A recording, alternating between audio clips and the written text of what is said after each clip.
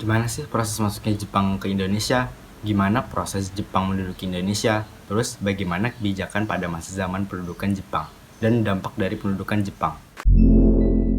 Nama saya Muhammad Bagjadi Kafahma dari kelas 11 IPS 1, nomor absen 15. Nah, gimana proses masuknya Jepang ke Indonesia?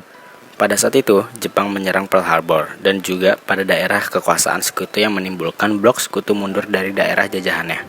Lalu, pada tanggal 11 Januari tahun 1942, Jepang mendarat di Tarakan, Kalimantan. Kemudian, Jepang berhasil menduduki Pontianak, Banjarmasin, Makassar, Palembang, Banten, dan Bali. Tujuan Jepang menduduki Hindia Belanda adalah menguasai sumber daya alam, terutamanya minyak bumi, guna mendukung industri dan kampanye perang Jepang. Pada tanggal 8 Maret 1942, Belanda menandatangani Perjanjian Kalijati yang berisi penyerahan wilayah kekuasaan Belanda tanpa syarat ke Jepang. Kedatangan Jepang di Indonesia mendapat beragam sambutan dari para tokoh gerakan nasional. Ada yang menyambut Jepang dengan senang hati, ada pula yang menyambut dengan hati-hati karena ada unsur fasisme di dalamnya. Berikut alasan Jepang diterima dengan baik. 1. Jepang menjanjikan kemerdekaan. 2.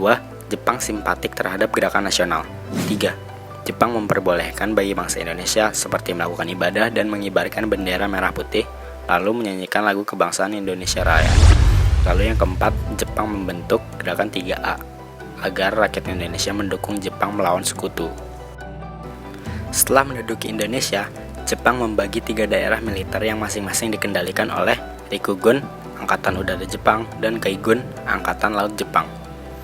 Yang pertama adalah daerah Jawa dan Madura dengan pusat Batavia di bawah kendali Kaigun. Selanjutnya, daerah Sumatera dan Semenanjung Melayu dengan pusat Singapura di bawah kendali Rikugun. Lalu daerah Kalimantan, Sulawesi, Nusa Tenggara, Maluku, dan Papua berada di bawah kendali Kaigun. Jepang juga membentuk pemerintahan sipil yang terdiri dari Shu, yaitu Jepang membagi wilayah Indonesia menjadi 10 karisidenan. Lalu ada Shi, Ken, Gun, Son, Aza, dan bahkan membentuk RT atau Tonarigumi. Lalu, dampak apa saja sih yang ditimbulkan dari pendudukan Jepang di Indonesia? Itu yang pertama ada politik, ekonomi, sosial, dan kebudayaan.